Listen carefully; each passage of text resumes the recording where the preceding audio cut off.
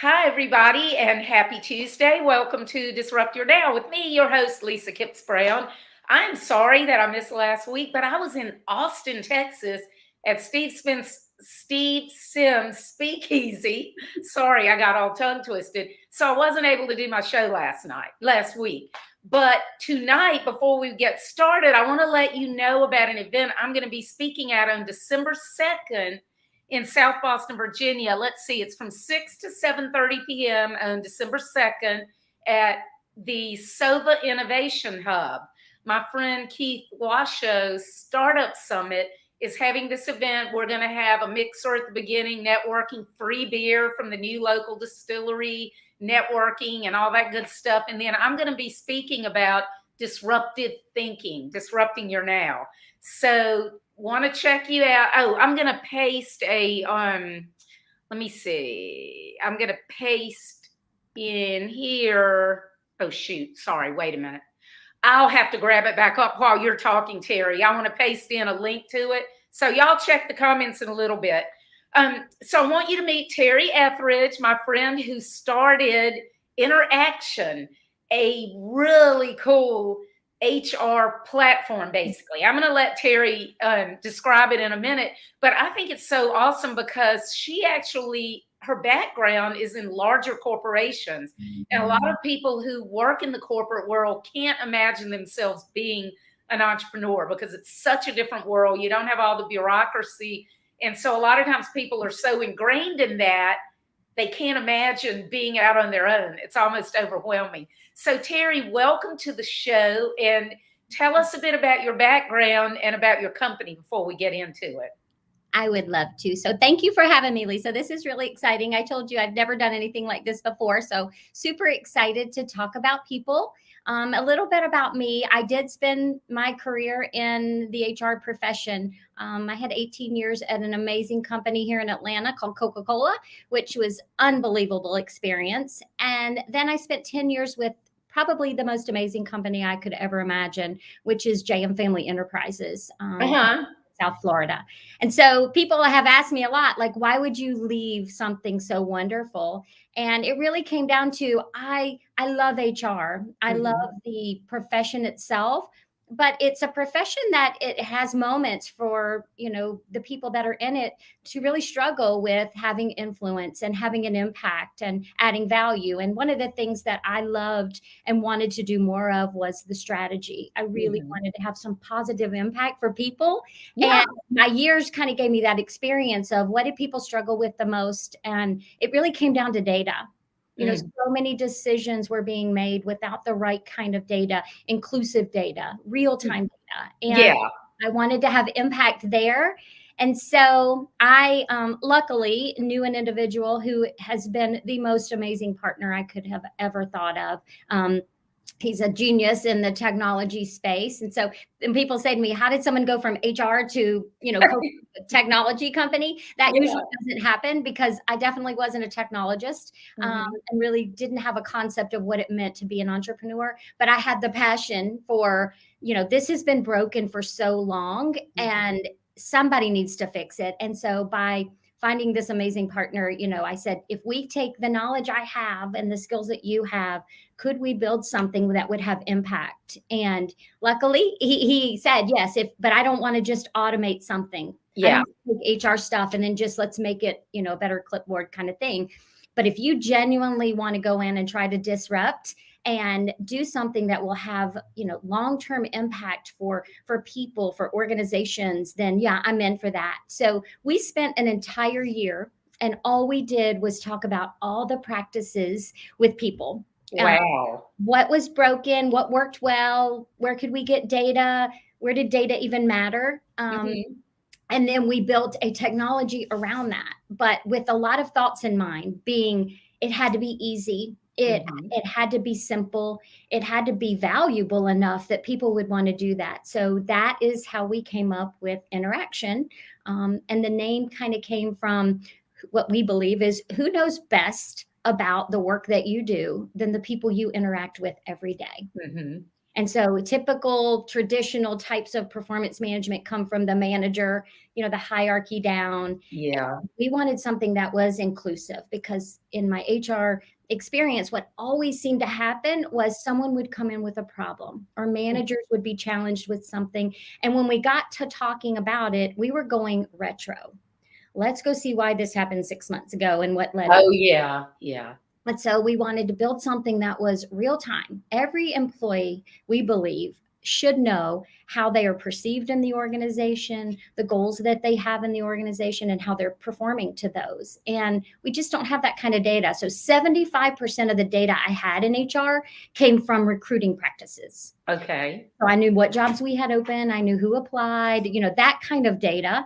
But I didn't, and I had some offboarding as well. But what I didn't have was how people were performing in real time, what was their presence like, in the organization, were they living the core values or not? So being able to go in and collect that type of data and giving them the information themselves to kind of manage their own careers was something that we really wanted to do with intHRaction. So in a nutshell, what we do is we collect small bits of data from all the people that you interact with, and we do it to impact recognition for the core values of a company, presence, and performance.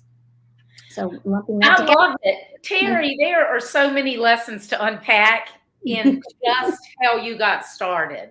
I mean, seriously, you got a partner that had the skills that you didn't have. It was somebody that you already knew and believed in and trusted. Not that you always have to already know the partner, but so many people get into situations that they realize they don't even like the people that they're working with, much less trust them. Oh, but really quickly, I want people to know, tell them how to spell the name. The sticker is shown behind, or the decal, but they can't see the whole thing. And it's intHRaction, INT, capital HR, ACTION. And we put HR in the middle. Most people think it's human resources, but it's human relationships is what we're kind of focused on, because that's where, people say people leave, they don't leave companies, they leave managers. And what we believe is people really leave their peers. I can manage through a tough manager, right? There's, as long as I have a peer group that I work with, that I care about and engage with, and we don't get to that level usually. So our hope is that we become a partner with an organization to give them the platform to collect the data that they need to be able to really impact people and behaviors, their careers. And that kind of builds this trusting, transparent type of culture that people want to work in. Right? When we talk about the resignation, right, the great resignation, why are people leaving? Most people are leaving. These problems were there before the pandemic. People were coming to HR with challenges and problems, but that it built over time, and definitely the pandemic has added to that, but it wasn't the catalyst. It wasn't what started things, right? And I tell people were overworked before. They had mental health and issues, right, that they wanted help with and support, but they came to HR. So now I love that it's kind of on the forefront, and not that those things are wonderful, but people are talking about diversity and inclusion. Like it's a thing, right? And if you don't have data, you can talk about it, but how are you really going to impact it? Right. And so that's what, in the tool, again, everything we did with purpose to try to, again, benefit both the employee, the manager, the organization as a whole. And we say, and it's a term I've heard people use lately as well, the ROI for us is return on individuals. Okay. Right? And because if you treat your employees like an investment and not an expense, like an expense, you don't expect a return on usually. Right. But investment you do. And so when you treat people that way, you're not going to have the resignations, right? You're going to have people who have purpose and buy into what you're selling at your organization. And that becomes a place and helps you become a workplace of choice.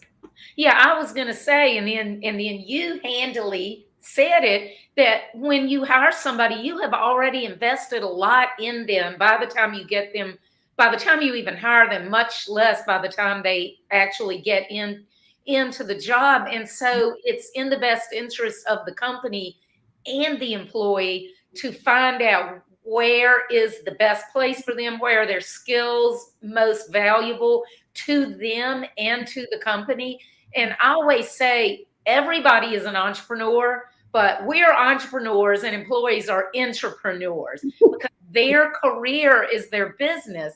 And if companies can provide them the means to be able to find out more about themselves and discover what they may not even realize that they're good at or that they like, it just opens up new worlds, and everybody can end up so much happier, and the company itself can build so much more value. Plus, you never know what new products or services a company might end up discovering or launching because somebody has found their place in the company.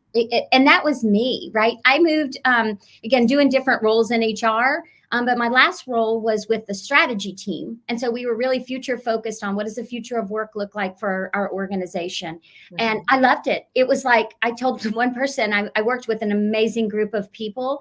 And I said, it was like I was a duck and I found my duck family. Like when I got in that role, I was my best self because I was using skills that were innate to me. And I was doing things that I had passion for. But a lot of times with companies, you are so spot on with what you're sharing. So many times we just hire a person for a job. Yeah. We haven't really looked at what their strengths and their skills are, and even like what would a career path look like for them and what are they interested in. So we like to partner with consultants because our tool is a platform where you get the data. And realistically, the data that you're going to collect is from the people in your organization. So it already lives there. Yeah. Like there's going to be some surprises, of course, but if you and I don't interact well together, that's how I'm going to treat you, whether I decide to include you in meetings, whether I work with you or not, right? But what I always saw in HR was usually when there were things that weren't going well, like, you know, if it was with a team or even with an individual, 9 times out of 10, it was bad communication. It was assumptions that people were making. And because people are not comfortable giving feedback, I mean, and you understand why, right? People aren't self-aware. So if the majority of people aren't self-aware and I say, hey, can I give you some feedback, Lisa? You're probably not overly excited about, you know, me and they're not self-aware, and they also get defensive because they're afraid. Yes. What does that mean, right? People are more open to having feedback if they feel safe getting it. Absolutely. And we don't ask. It's uncomfortable to go say, Lisa, can you give me some feedback about these behaviors? So what I find with typical and traditional performance reviews, I'm asking for feedback. Even if I do ask for feedback from someone, it's more about me as a person. It ends up being instead about what are the behaviors. So in our tool, what we are doing is I'm not asking whether Lisa is good at customer service. What I'm asking is customer service to our organization means this. And these are the observable behaviors I expect Lisa to be exhibiting. Do you, Lisa, demonstrating these behaviors? People are a lot more willing to say, yes, I see her do that. She does it often, or she doesn't do it that often, as opposed to saying, do I think you're good or bad? Right? Because that's a judgmental type of thing. So, you know, other people have asked us, you know, what about people who are introverted? And when we built the tool, we didn't just build what we wanted. Like we did so much research and really talked with anyone we could get in front of to say, what would be important to you? What would you want people to know? How would you like to do and give feedback? And what we found was introverts, surprisingly, love a tool where they can do it and do it in a way that is comfortable to them. Yeah. And so it's not like I have to just sit in front of you and give you this feedback. So there's so many features in the tool. One of my favorite is succession planning, because usually in the organization, succession gets done at the highest levels. And in our tool, everybody in the organization is identified for a readiness level. And then can get some future focused objectives that they can get feedback on to help them grow and develop. So we really want to personalize this. So as we move into the future, workers in the future, you know, we hope there comes a time that we don't have resumes anymore. You have an interaction score, right? That you can bring with you to organizations, because honestly, I don't really care what you did 10 years ago. Right. What you can do for me today, right? And so there is an evolution of what people want, how they want to work. And it's not just I want to, you know, work from home or not work from home. I mean, we put a feature in the tool that was kind of documenting where people work, remote, hybrid. And we did that solely for the reason of making sure that people aren't excluded in this new world. Yeah. So if I know that 40% of my population is working from home, when I assign projects or if I'm looking for feedback, am I being inclusive or not? So what I hope is that people, this is different, but the world's different and it's going to continue to change. So I'm hoping people have a mindset that's open, that says, at one point, I personally would have never gotten in a vehicle with someone I didn't know. But now you're in Uber and Lyft, right? But today, I mean, even people, it's not an age thing, right? It's ageless. It's convenience. What people want is what's convenient for them. And when you go to work, you also want that to be convenient for you as well. And I firmly believe no one shows up to work. I would say almost no one shows up to work to do a bad job. Yeah. Right? And if something goes wrong, if we deal with it in real time, if we talk about it, if we break down barriers, then we're all actually focused on a purpose and in the same direction.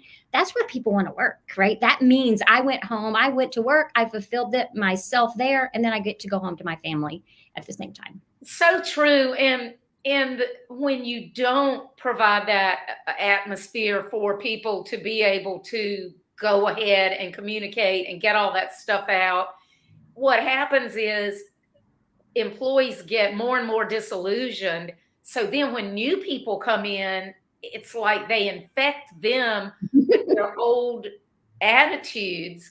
And so it's really hard to bring in newer people and let them have a really fresh start. But I love what you're talking about, succession planning, because that is so entrepreneurial.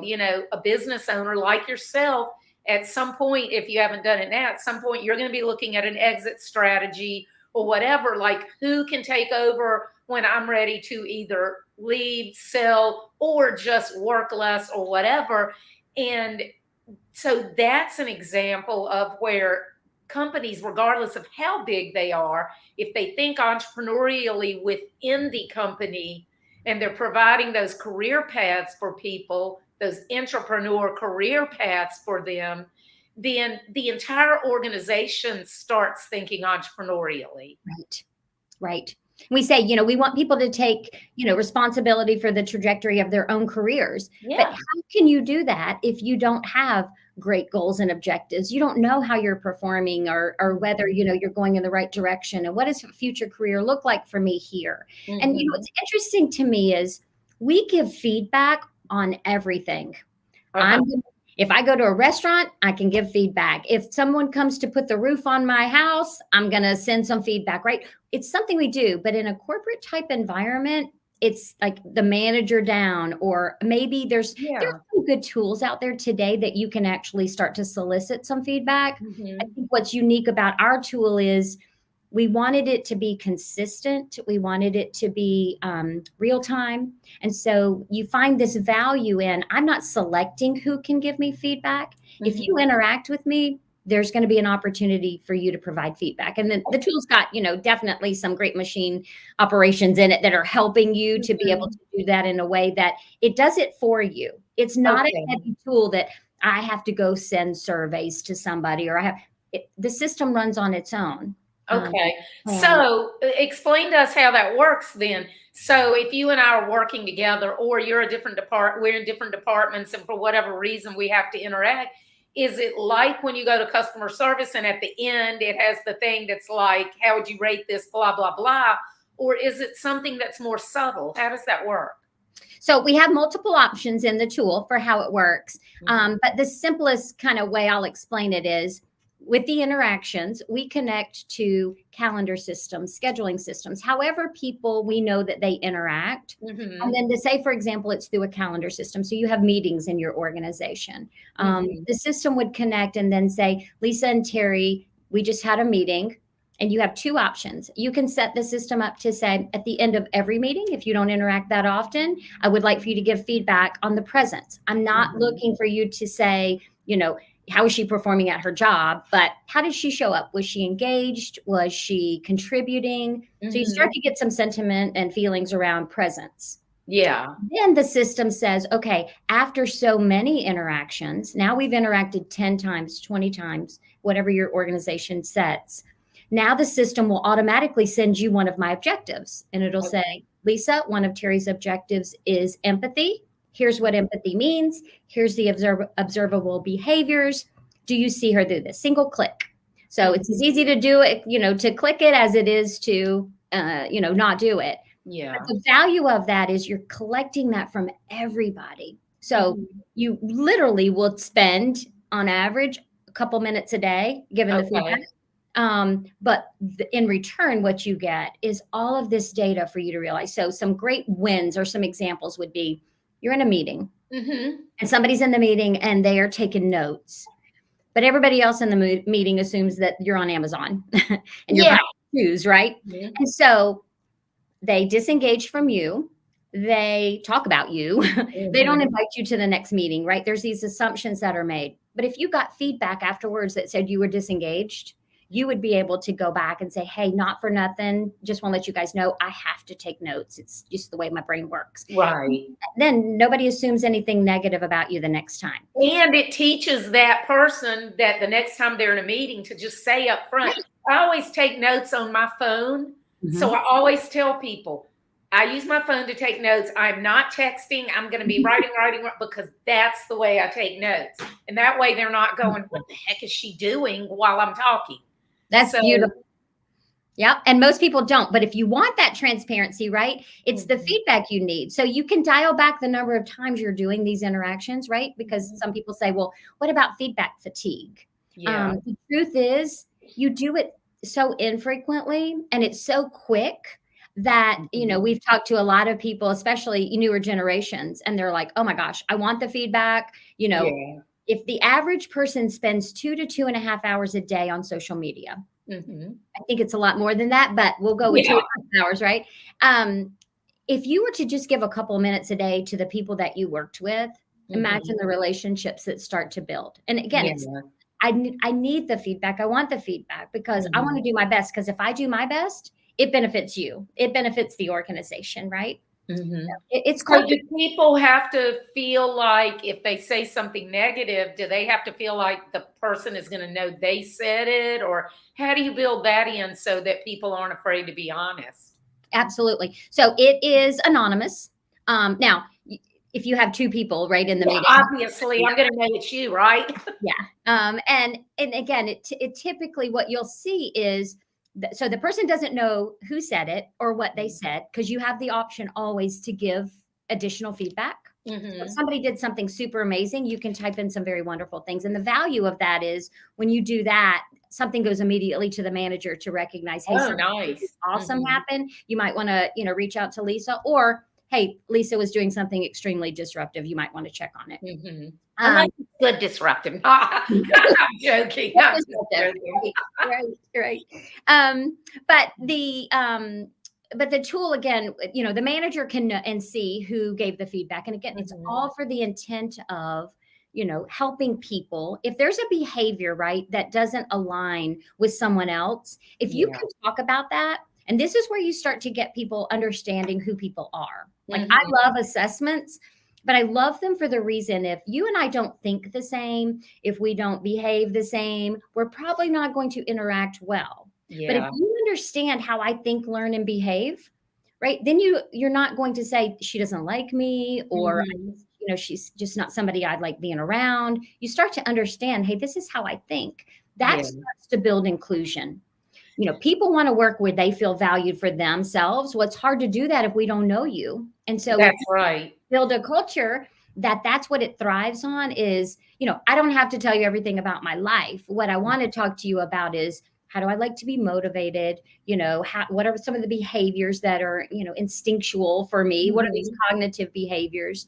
And it's the workforce of the future. That's where people want to work. That's when people stop leaving and trying to find something else. Yeah. They find it there. They find their purpose and they feel valued and they're respected for who they are as a contributor. And that's what we hope to do, is support those types of businesses that want that type of culture.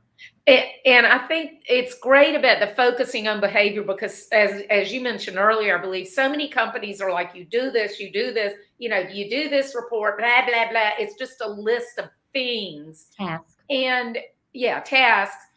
And so it just becomes this amorphous blob over here. But when somebody knows the behaviors that they are expected to exhibit or engage in, it makes it a lot more personal than just do this report. But that brings me to another question. So if I'm a front-facing employee, like in retail or whatever, is there also a way for customers to interact with this, or is that a totally separate thing? Yeah. So right now we have it whereas like if there was a service industry. So for example, if you service washing machines for someone, and so you're going to someone's house with an appointment, the customer could absolutely give the feedback. And the value of that is, right, your manager's never going to know all that. They typically know when there's a complaint and rarely when something great happens, because even though people tell you they'll let your boss know what a great job you did when you came to their home, they usually don't, right? Because even if they want to, they get busy and they forget or whatever. It's too much trouble. Right. So, and we've got some cool things that we put in the tool as well, too, because again, the future of work, so many people love gig work, right? People are saying, hey, my spouse has, benefits and I'm going to move to this part-time type role. Yeah. And so in most traditional HR technology platforms, contingent workers can't be in the tool. And so we built our tool with very, very limited private information so that contingent workers can also be in the tool. And again, this is that evolution of work. That's great. I'm going to do project work and I'm going to come into your organization for a period of time, and you're going to be able to get feedback on how I'm performing, which I want, because I want to either I want to stay longer or I want to be, re-engaged at another time. And now you have some data on me for that. So we also feel like we have a huge benefit with people in how they want to work in the future with gig work. Yeah, I love that. And like you mentioned a second ago, what if I come in as a gig worker, but then I transition as an employee? You already know before I'm an employee, or maybe I go back and forth, maybe a gig, then I'm an employee for a while and I go back, whatever, because changes in a person's life cycle, Yes. it makes such a big difference. And by having these tools that help the company, help the employee/gig workers work in their best way, it ends up helping everybody. And we go all the way back to that the company itself is thinking more entrepreneurially, and it's allowing its people to think entrepreneurially. So the entire organization ends up, in my opinion, thriving. Yeah, absolutely. I say absolutely a lot because you just get it. Like, I love that you get it because, when people hear about what we do, initially they give me, oh yeah, I know what that is. Right. And then when we show them, they're like, wow, I've never seen anything like that. Like, why haven't we had this before? And I said, it's shocking to me too. But again, you don't find a lot of HR people who say, I want to build technology. And you definitely don't find technology people that say, hey, let me go figure out how HR works. Yeah. And build them something super cool. Yeah, because people think payroll and insurance and all that stuff. I think one of the reasons that I really get it is because when I first got out of college, I worked in international manufacturing conglomerate, basically. And my degree was in accounting. I was really, really good at accounting, but I was bored. I hated it. I didn't understand when I went to school that I don't like repetitive tasks and all this.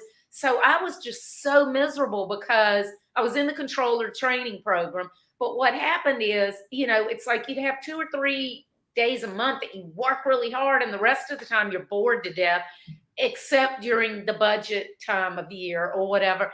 And so I just was like, oh my God. And being such a huge company, I could see like one tiny little speck. I couldn't see the whole pie. So, and I get it, I understand why, but the numbers became meaningless. It was like, whatever, I'm up in this office that doesn't even have windows, and I'm just like running numbers. One thing that I did do is I figured out, I'd only been there like 6 months, and I figured out one of their waste equations. They had been double counting waste between these 2 stages for like decades. And I was just like, that doesn't make sense. And I was like, I'm probably wrong, but it looks like, but so things like that I loved. I loved puzzles, but that wasn't a normal part of my job. I just happened to notice it. And I had to move between departments because I was in the controller training program. When I went into a plant, I was so much happier. The work wasn't as high, it wasn't as prestigious, but I was like, oh my God, I could see all the stages. It was so interesting. I still knew I didn't want to be in a big company though. And when I left there, I went to, sorry for going off on this No, I tangent, but love this. Love it. I went to a much smaller company. It had a few different facilities in the world. So it wasn't tiny, but it wasn't this international conglomerate. I was the assistant controller and I literally had my fingers in everything.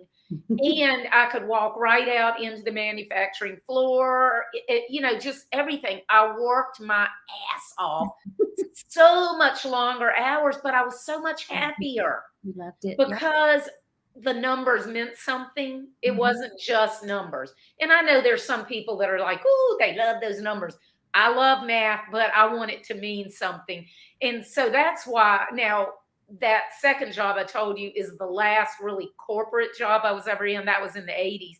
So it's been, a really long time, but I still, if I think about those days in that company, it would have been a very secure job with great benefits. I could have kept moving up and up, but I would have just been miserable.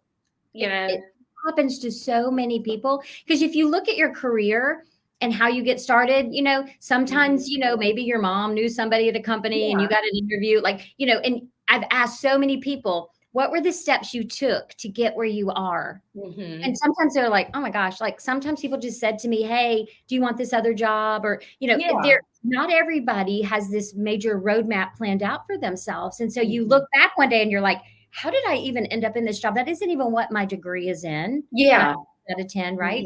I tell a story. My mom had a career and spent a lot of time home we had a lot of kids in our family. But in her early 70s, she started doing some volunteer work at my niece's school.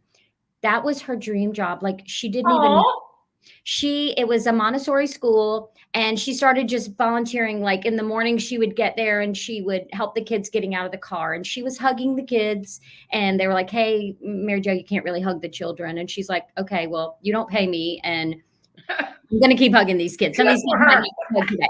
So they let her keep hugging the kids as they came through, and the parents got to know her really well. So she started helping out in some of the classrooms.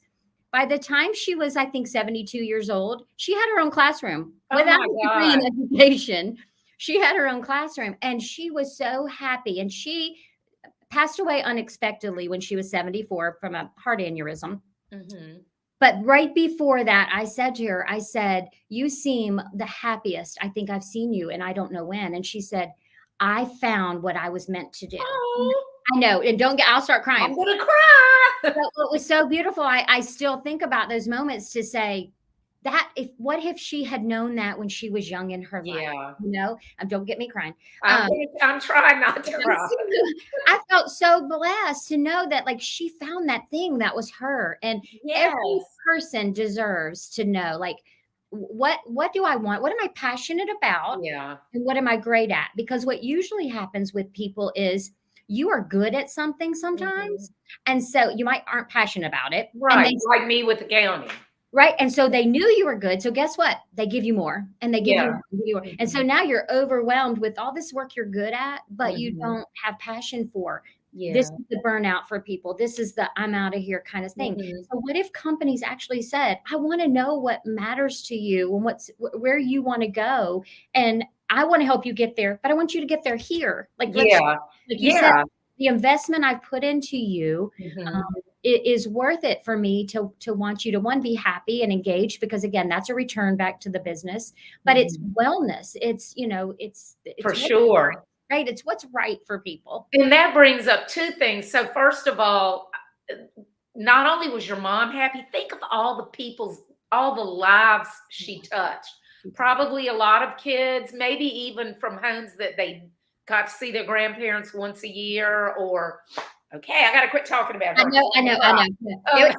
Absolutely. My regular viewers know I cry easily, so I keep talking. But the thing about the companies, there are so many people who literally don't even know what they like to do. And I used to be like that. I was like, I don't know. I thought I wasn't creative at all. I was just like, thought I was doomed to kind of just float through life because learning came really easily to me, but I just was meh about everything. And it wasn't until I discovered the web in 95 that I was like, oh my God, I love this.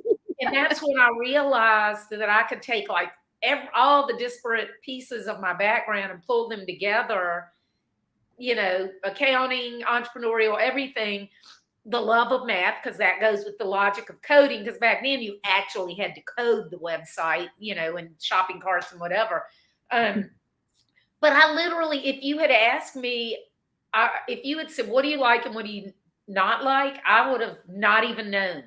I really didn't know how to voice it. So by giving employees opportunities to explore themselves, they're able to understand what they like. And, that's the beauty of working for smaller businesses, is that the smaller business has the opportunity to discover things about employees that bigger businesses don't. And they can, like this, create a job. Just, we weren't even going to have, but here, let's do this because you would be great for this. And it would be so wonderful if big companies could integrate that type of thinking into their company. Absolutely. And you think about managers so many times, and everybody knows this, I know, but so many times the manager was just the best at the job that they were in. And they said, let's make you the manager. Yeah. And we don't have a whole lot of time to train and develop you. So you're still going to have a regular job, but I need you to grow and develop all these other people. Yeah. And that's not an easy thing to do. It's probably not what they even wanted to do, quite honestly. I'll tell you, I'm a terrible manager. I'm bad at managing people. Well, I mean, because I don't like it. I like working with people and I don't mind managing projects, but I'm like, if I got to tell somebody more than once or twice to do it, I'm just going to do it. That middle child thing, I'm just going to do it. I don't like it. My husband loves managing people. I'm like, no. So, just because somebody's good at doing their job and then you move them into a manager's position and you might have taken them out of what they were great at and put them in this position that really they're not good at. Right. Or you didn't take the time to help them be good at it. Right. And it takes effort. It takes time. Right. Yeah. And so I feel bad so many times for that mid-level manager, because they're the ones like, okay, like I have to be responsible for this team of people. And there's so many things happening. And so that's why with the tool, we were like, how do you help the manager the best, right? And you help them we give them manager hints, and there's things in there if they're not sure how they can actually help people grow and develop. But what you actually do is you take away some of that burden, right, of having to assign these heavy objectives that they're not really good at doing or don't know how to do. Mm-hmm. So and the performance reviews, right? Yes. Those bulky old performance reviews that I'm going to tell you, one time when I was first out of school, one of my managers was like, you just don't have that look in your eye. I'm like, what? He goes, like so-and-so. I'm not going to say the name because somebody might know. Like so-and-so, he has that look in his eye. And I'm like, I don't even know what the hell you're talking about. I mean, it's like I didn't get a bad review, but he was trying to like boost me and make me feel like what you're saying means nothing to me. Right. Yeah. And so, no clue. And that's why the tool is you don't really have, you have the data every day. So you don't have to do this once a year thing, right? The data's there every day. Mm-hmm. So you can even change your compensation practices.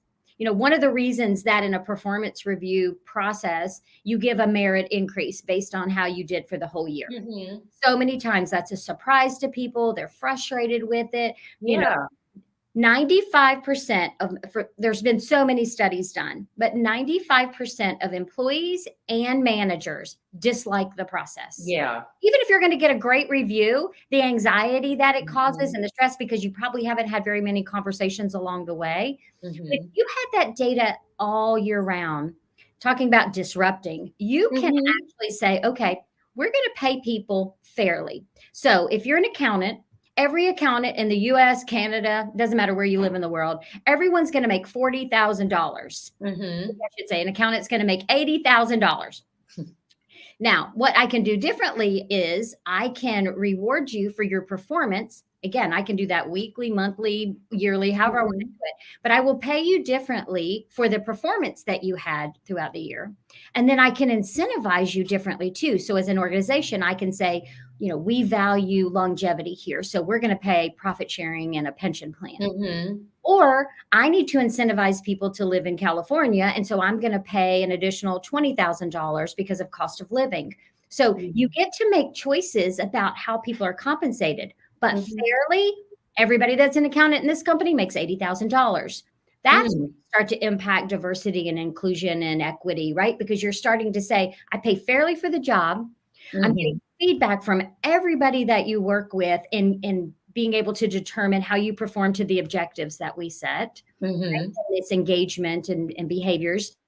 And then I'm going to incentivize you for whatever makes sense to my own company. And that's where I feel like we're going to have such great impact with companies is you now have the ability to have data to make better decisions. And at a micro level. And it's not like they have to sit there and get bogged down in data. They're basically taking data and turning it into everyday, just making it a part of the everyday. And that's how it should be. I tell people HR should never be a person and HR should never be a place that you have to go to. HR should be part of the fabric of your company. It's everybody is responsible for human resources, right? And if you can get that type of culture, but you can only do that if you have trust. You've got to build the trust with the people who work there. And once that happens, everybody's kind of got that buy-in and that belief system. It is shocking what people can do when they believe in you and they feel and connect to your purpose. And you said it, like even for me, I've had managers before that I absolutely would do anything for, work day and night, right? My connection, the companies I've worked for, again, I cannot say enough about the culture in these companies and how awesome the people were. There's not much I wouldn't do for that organization. So you can people ask me, well, why'd you leave? And right, when you think about it, like, it hurts me in my heart genuinely to see people hurt and discouraged and, major life impacts because of how they feel about the work that they're doing and whether they're valued there or not. So for me, it's like a movement, right? I want people to, it's not just a tool. It's not just a technology. It's a way of working that provides you the value that you need, right? To change that life and be your best self. Yeah. And again, it's better for everybody, shareholders, everybody. But that brings me to when we spoke a few weeks ago, when we first met, I remember I assumed, it's probably going to be mostly bigger companies that need this, the big corporations with the HR departments. And I was really surprised because you said no, the smallest. So talk to the audience about that, about what is the smallest that would be able to benefit from it? I would say we kind of look at 25 to 1,000 as kind of our sweet spot. Okay. The largest company in the world could use our tool, totally scalable. But what we find is they tend to use bigger HR systems. Yeah. They have tools in them, but they're not as engaging, right? And that's what we want. We want for those smaller organizations. If I own a company that's got 25 people, if I lose one person, that can make the difference in my company, right? Especially if I'm in a critical position. So when you can start to use a tool that's about feedback and transparency, right? And you get people engaged, that longevity matters in that organization. So we want to help those smaller companies be successful and sustain themselves in the future. So, but by getting feedback and not just the feedback, it is the whole mindset around you're more, and I think I've shared this before, you're more than what I can just put up on a piece of paper for you, right? And document about you. This is this two-way, we're both in this, kind of conversation that helps people to grow. And for smaller businesses, that's beautiful. Succession is amazing for a small business. What happens if I have someone who is well-placed and probably not going to be going anywhere in an organization, and I've got two people underneath them that are ready for something else? Yeah. I'm going to need to have some action plans or some, discussions about what does, their career path look like. And if I might potentially lose them, what would I do? Right. So you are making really good in the moment decisions. You're doing strategic workforce planning for a small business, and it's something that most of them don't do today. So I hope that we help those businesses. That's great. I love it. So let's talk. I've had you for 45 minutes already. Oh my gosh. So let's talk about you are at a great corporate job. You had no reason to leave. You loved the job. So, and I know what you wanted to do, your vision. How did you take that leap and actually decide you were going to give up the security of it and go change the world? Yeah. Again, I was at a SHRM conference, which is the Society for Human Resources. So that's lots of members. I think they have close to like 300,000 members in SHRM. And I was at a conference, their national conference in Chicago. And Sheryl Sandberg was speaking, Adam Grant was speaking, and there's 22,000 people there. And every session I went into, every single person talked about the same thing. I'm like, we're all complaining, about processes that we've had since the 1950s. Yeah. Right? No one's changed and no one's doing anything to help us. It was that level of frustration for me that I was in my hotel room and I was like, I could do something. Like I just had this moment that came over me. I was like, I could do something. I don't know how I'm going to do this. But I have these ideas. Like I know where people are challenged and what they're coming to me with. How could I help them? And you know what? I could just kind of coast it out for the rest of my career at an amazing company and wonderful benefits. But I'm not impacting it. I'm not leaving a legacy that I would hope my mom and my dad would want me to have done. And my kids are so proud of me. So I have a 28-year-old son, a 25-year-old son, and a 12-year-old daughter. And an amazing husband. And what's so wonderful is to hear, my kids say, Mom, I'm proud of you. I'm proud that, awesome. Although you don't have much money, right? Like you weren't making anything, you cared enough about people and the world that you wanted to do something that mattered. So that's what it was. It was that drive along with, again, knowing there was someone out there, and I reached out and said, hey, what do you think? I don't know if I hadn't had that person. JD Grogan is his name. And he's, again, you just find people in your life that their family's amazing. Everything about him fits, again, HR knowledge. He's got this background with being an entrepreneur and successful at that and technology. And then we had some great developers that have dedicated so much time and effort and energy. And again, putting their own insight and thoughts into this to build something that they would want themselves. Yeah. That's what did it. It was like, there's a bigger purpose for me. And that was enough. And if you think about it, what a legacy for Coca-Cola and JM Family. Yeah, JM Family. I was afraid I was going to say it wrong.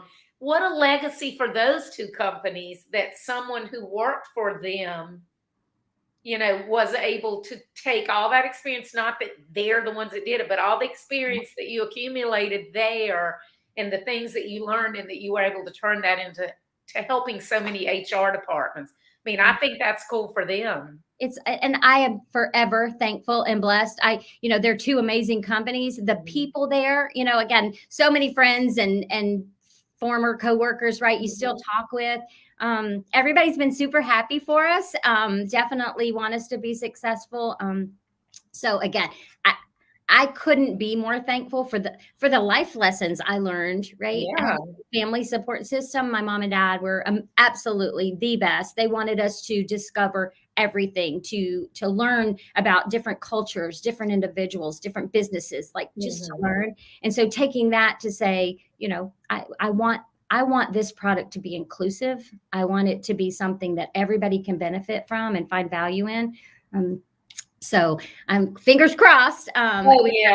Customers that, have taken that leap of faith with us and again, hoping that we can help more people with it. And y'all just launched like in the past few months, didn't you? April was our first customer that we started with. So again, it was like that, year of discussion and whiteboarding everything. And then a year and a half of developing. And we're still developing. And this is what I love about the entrepreneur, the startup, which is so cool. You can do whatever you want. Like you can build and put in whatever you want, which I love my partner because I have these crazy ideas and he's like, I love that. Like, let's make that happen. Or Yeah. even for the organization that says, hey, could you like, Right. Yeah. that we can, like, we can make it anything we want. So again, there's something thrilling. I would have never imagined in my life that I would be an entrepreneur. But I look back at some of the assessments I've done in my life and it said that's what I should do. And I'm like, how could I? Like, that would never work. But I wouldn't trade it for $1 million, right? That's Just so the cool. experience of getting to do what I'm passionate about. And it's so funny. I love that you said we can make it anything we want, because that's my mantra to my clients is it's your business and you can make it anything you want. Yes. I've been an entrepreneur for 31 years now. I've owned this business for 25 years. And I can tell you, the people that I meet who are, whether they're successful or not, but even successful entrepreneurs who are miserable, almost all of them, it goes back to that they started their business thinking, yes, I'm going to be an entrepreneur. I'm going to be my own boss. I'm going to do this, that, and the other. And then they immediately start looking at everybody around them. What are they doing? And then they go, oh, they're doing this. I have to do that. And the next thing they know, they have built the business somebody else wants, not the business they want. They haven't taken into account the lifestyle they want to live, because it could be anything from how many employees do you want to have, to where do you want to live, to the hours you want to live, to how you want to dress, to what kind of work you want to do. Like, I don't like repetitive tasks, as I mentioned earlier.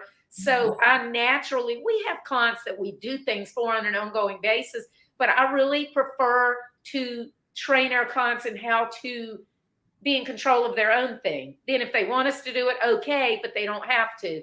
And so the fact that from the get-go, you're like, we can make it anything we want instead of what's everybody else doing? Let's go do it. It's like, why else be an entrepreneur? Otherwise, just go get a job, because at least you can walk away from a job. Right. You can walk away from your business very easily. No. And I would say that it takes a lot of support, right? Because sometimes when you're so far ahead, we get, people asking us, well, that's not the way it's always been done. And I was like, I know, that's the point, because obviously it's not been done right, or, people would be so unhappy with it. So, being some of the first, you definitely have to have resilience. Because you have to get people to buy into the idea, because they have their way. They've been doing it. People are afraid to change, even if they don't like it, especially if they're like a middle manager or something. They're afraid to change, because what if they make the wrong decision? Absolutely. But, it's like Elon Musk says, first they laugh at you, then they, clap for you. And then they want to be, I'll add on, I don't know if he says, then they want to brag about how they knew you before and they knew all of them successful, when most of them weren't.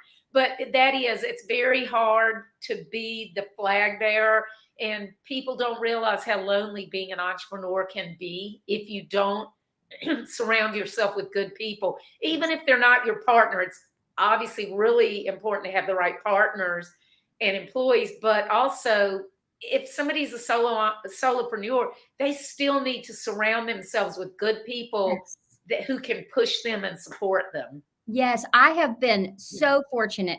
I'm a member of two groups, Women in Technology and Women in Data, here in Atlanta. I do some mentoring for some of the women in data.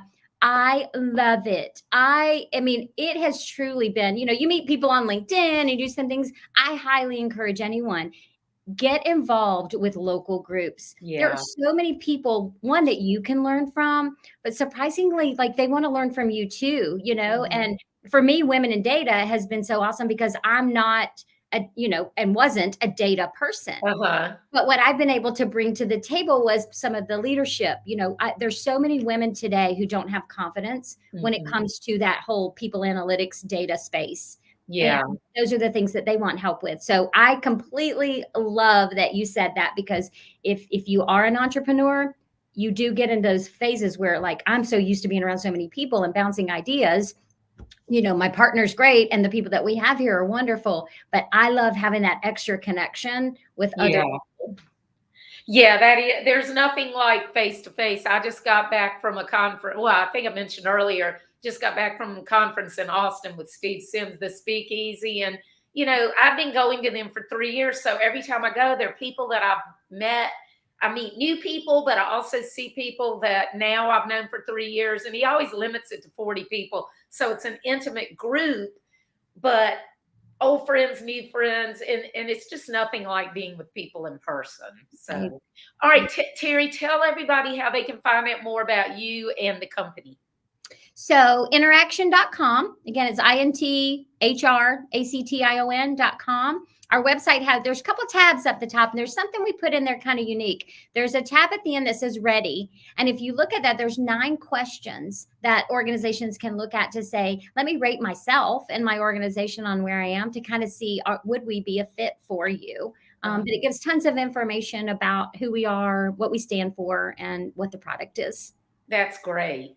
So everybody out there, next Tuesday, my guest is going to be Richard Kaufman, a friend of mine who's a veteran. He lost his vision because of an accident in the military, and he suffered from PTSD and depression and so forth. He has transformed his life, and now he coaches other people in how to overcome their trauma. And he is the host of a podcast called Vertical Momentum. Great guy, really interesting. So he'll be my guest next Tuesday, the Tuesday right before Thanksgiving. And if you have a problem, go to my website. I have a call for 30 minutes this is going to sound bragging. It's not. Most people that I work with, within the first 30 minutes of us talking, they already at least have some kind of idea of how they could approach solving their problem. So I recently added a 30-minute call to my service options for the people that just need that nudge. They need somebody to get feedback from. So go to my site, check that out. And I hope you'll get my book also, Disrupt Your Now. Definitely. Thanks, Terry. Thank you for joining me. I really appreciate it. And thanks, everybody, for watching. Bye. Bye.